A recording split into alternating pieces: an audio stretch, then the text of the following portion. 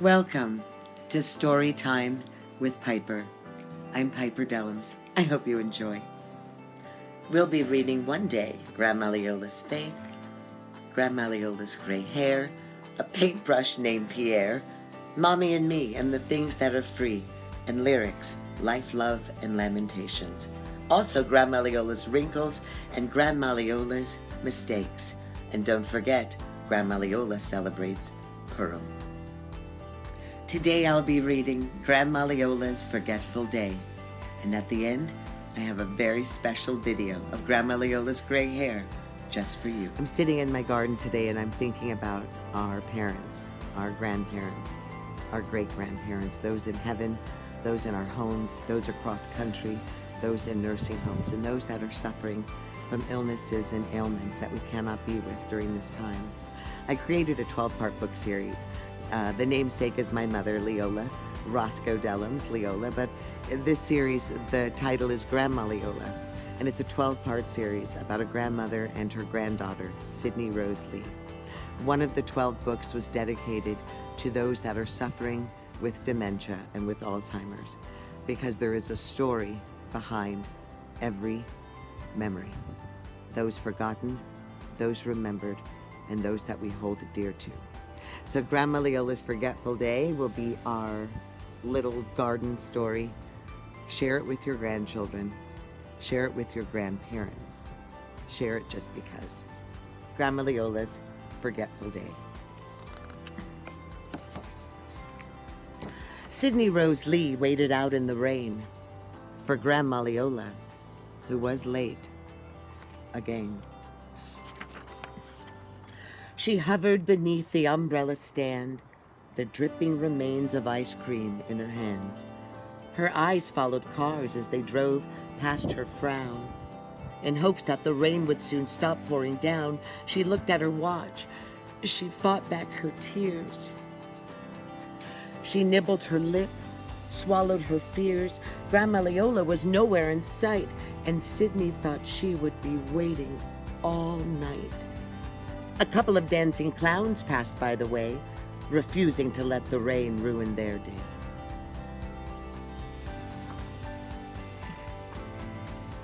The girls who baked the gold ribbon lime pie stepped into a puddle as they hurried by.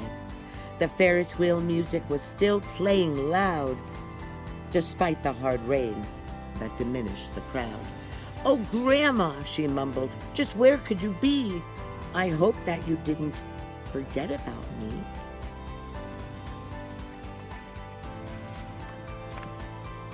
Sydney had gone with Miss Sue to the fair. The plans was that Grandma would pick her up there. Miss Sue had known Grandma since they were young girls, in Peter Pan collars and ponytail curls. "Your Grandma will be here, you'll see, so don't look so worried, sweet Sydney Rose Lee." Miss Sue had her grandkids with her on that day, and Sydney Rose Lee was excited to play with Katie Mazira, the youngest of 3. She was the same age as Sydney Rose Lee.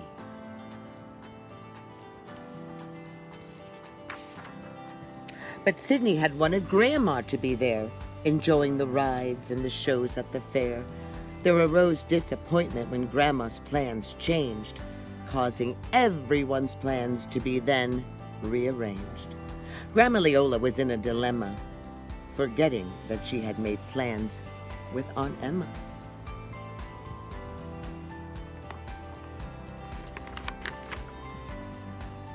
She wanted to cancel, but felt it was wrong because she had known of their plans for so long. "Oh dear," Grandma said, her hands on her cheeks. "I've known of my plans with Aunt Emma for weeks. I think I'm to meet her sometime after 8. My goodness, at this rate, I'm sure to be late."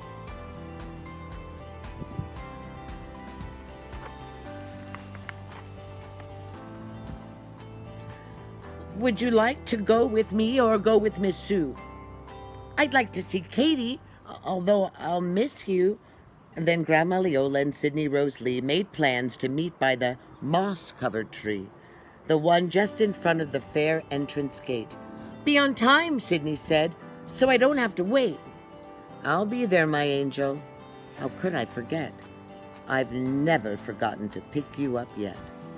A chain of events that no one expected brought rain and frustration. All plans were affected.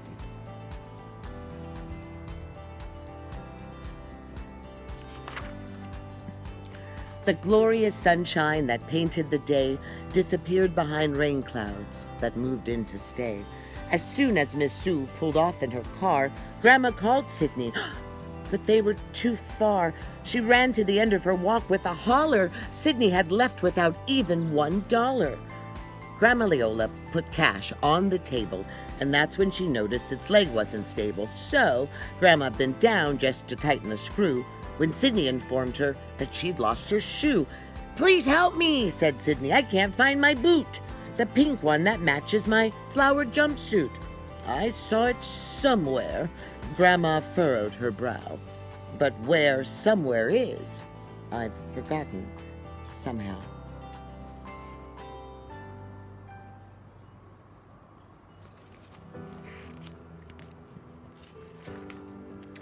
"Let's look in the closet." "I did. It's not there." "I've been searching but can't find my boot anywhere." Then they burst into laughter without knowing why. They laughed so hard that they started to cry. They laughed till the room was vibrant with sound. They laughed till they both were curled up on the ground. They laughed until Grandma Leola turned red. "We'd better stop laughing and find it," she said.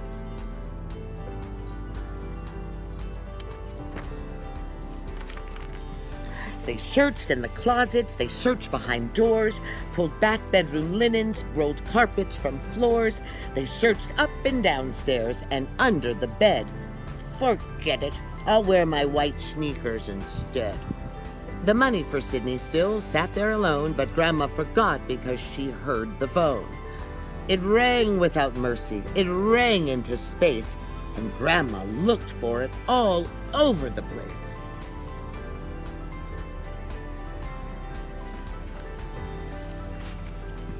"Sydney," said Grandma, "have you seen my phone?" "No," Sydney said, in a most sincere tone. "You had it last night when you called up Miss Sue." "You're right, precious Sydney. Now what would I do if I had to keep going along without you?" "Retrace your steps," said Sydney Rosalie. "Remember, that's just what you would have told me." "My steps," Grandma pondered. "Well, that would be good. If I only remembered my steps, then I would."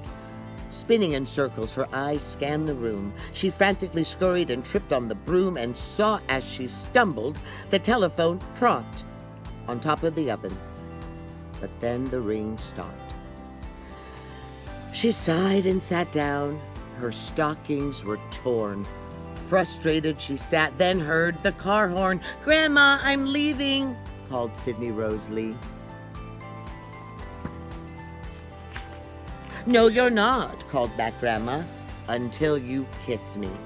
Sydney ran in and extended her arms, embracing her grandma with all of her charms. She paused for a moment before letting go. "Oh, Grandma Leola, I hope that you know that you are my hero. I'll miss you today." "I needed to hear that. Now run off and play." "I'll miss you too, sweetheart. The fair will be fun. I'll pick you up promptly at 1:30 past. I'm off to see Emma. Bye, Sydney Rosalie."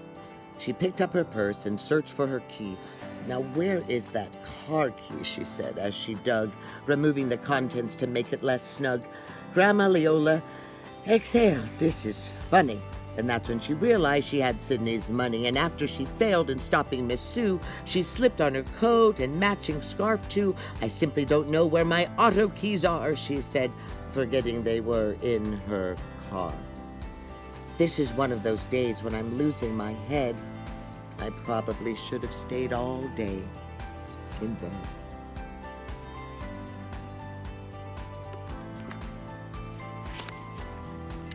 That's when the heavy rain came pouring down. Now how can I go and get way across town? 10 minutes went by before she found her keys and noticed her stocking runs down both her knees. "Oh, look at my stockings. I'm truly a mess," she said as she lifted the hem of her dress. She went to her dresser. I must have some more, unless I forgot to buy more at the store. Grandma Leola soon got on her way, but other strange mishaps would soon cloud her day. She picked up Aunt Emma. They went out to eat. The winds from the storm blew her scarf in the street. She forgot where she parked. She forgot the lot passes. She forgot that she needed her bifocal glasses.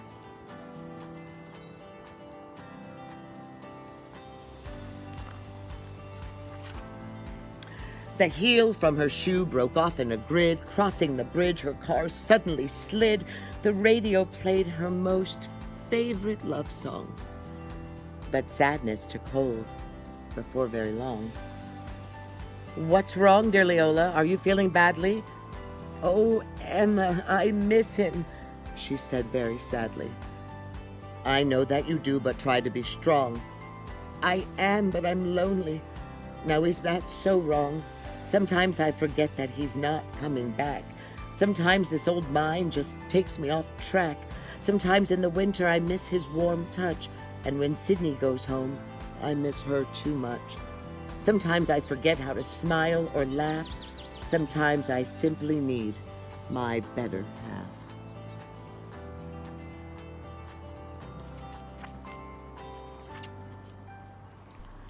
Sometimes I forget that he's not in the house, and I talk to the four walls as if they're my spouse. I forget where I'm going. I forget where I've been. I forget that I have to start over again. "Listen," said Emma. "Here's what you should do. Stay focused on everything here and everyone here who loves you. Think of your family. Think of your friends. Dream of the secret place where the road ends. Plant springs in the winter, find sun in the snow. Count blessings in heaven, share laughter below. Write letters to angels, walk barefoot on sand, blow dandelion wishes, and see where they land."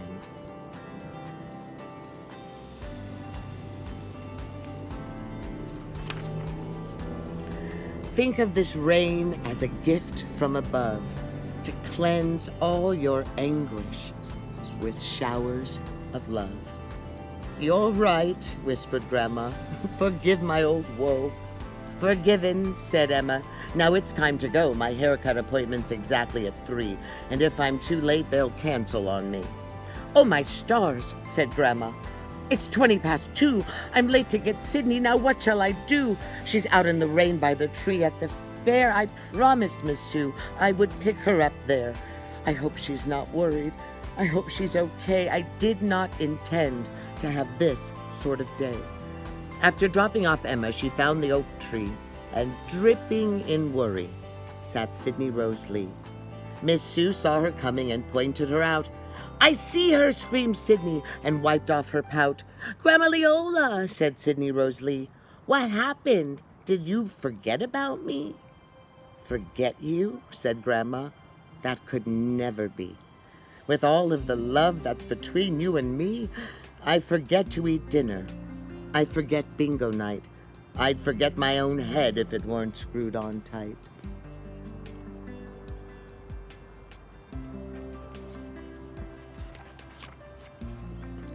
I forget where I'm driving.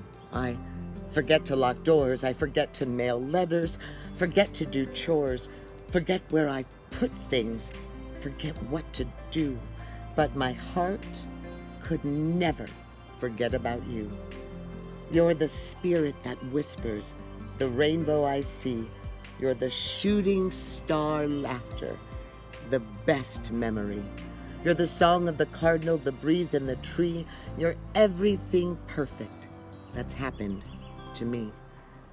You're my best little partner, my best little friend. You're the birth of the morning, the day without end.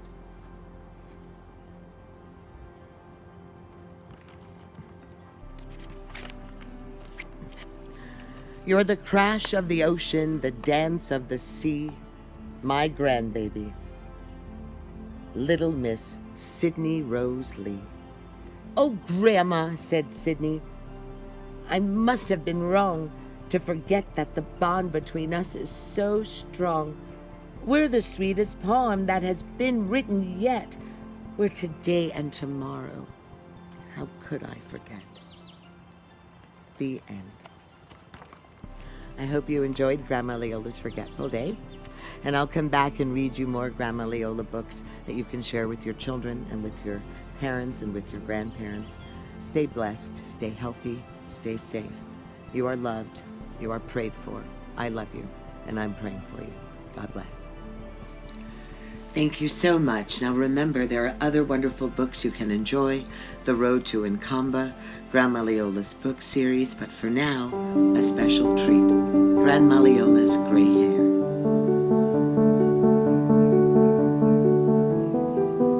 Sydney Rose Lee spent 2 weeks in May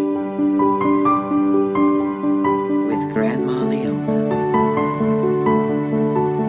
who lived by the bay. Each spring, it was their time to bond and to share, to cuddle by moonlight and taste the fresh air. They played the piano, fed the birds, hit croquet, knit part of a blanket, took naps at midday. They read some old classics,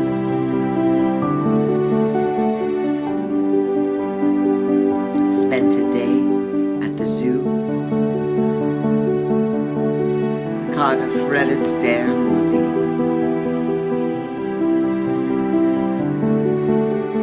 made a grand pot of stew.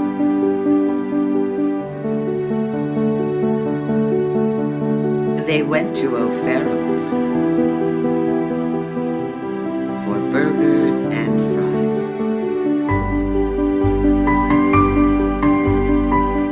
and sat on the porch swing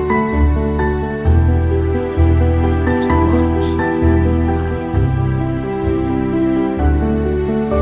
For Grandma Leola and Sydney Rose Lee, these precious few moments made their souls feel free. They put on old jewelry and dresses with lace. They danced to Sinatra and painted their face. They clipped wild daisies and baked apple pie. But the book of old photos made Sydney ask, why?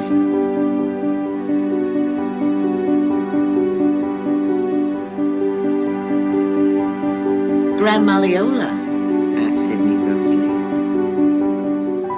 in some of these photos, there's something I see. Like this one, she said, of you in the park, with Mom as a baby. Your hair looks so dark. Why, Grandma Leola? Why is your hair gray? Why isn't it still like it was on this day? Said Grandma Leola to Sydney Rose Lee. Sit down for a moment, and I'll make us some tea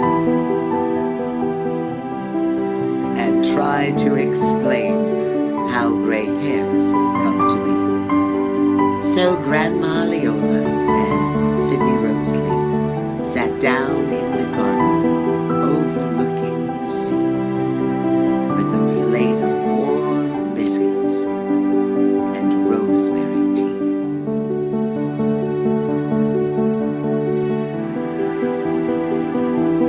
You see, Grandma started, looking up to the sky. It's difficult to answer your question of why. So I'll start at the first gray hair that I found on the morning I took my dog, Dusk, to the pound.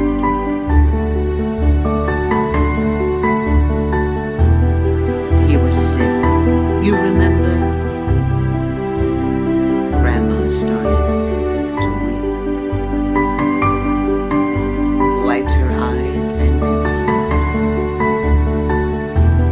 So they put him to sleep. And your mother, don't tell her, when she learned how to drive, left me frightened at night whether she was alive. When she went to the dances or out late to eat, I'd wait by the window till she drove up our street. When she snuck from her bedroom and fell from the tree, I was getting some fresh air, is what she told me. And the rock and roll music she blared without care, I can tell you for certain that gave me gray hair. When she flooded the basement while I was away, made phone calls to Africa 3 times a day.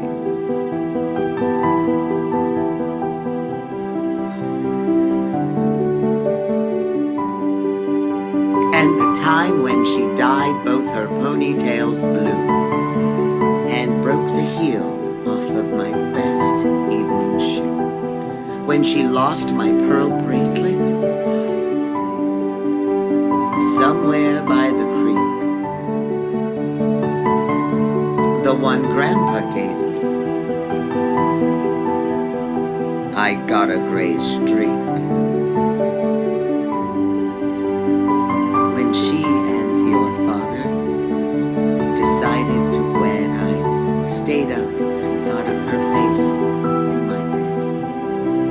I thought of her birthdays, her learning to speak, her giggle, her warmth, and my heart, it felt weak.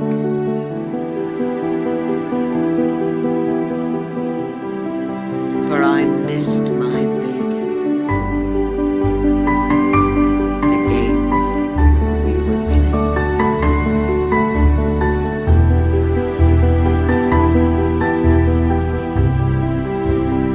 I got a few more gray hairs when she moved far away.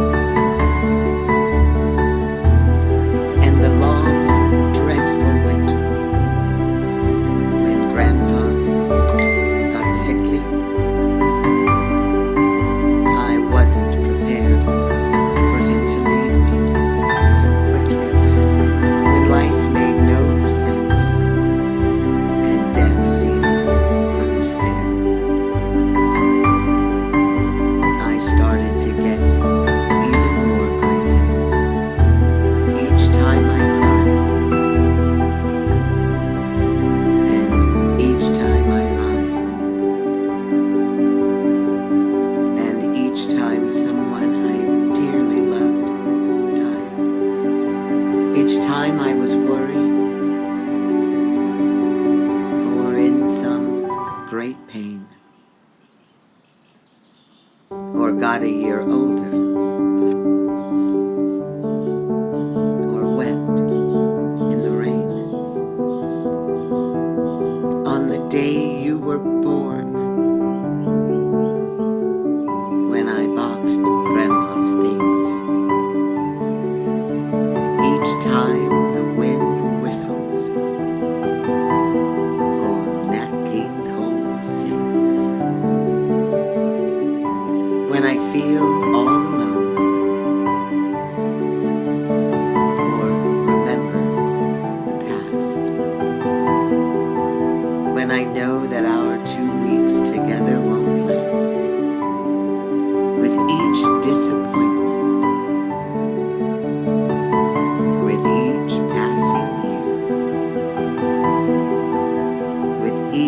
burst of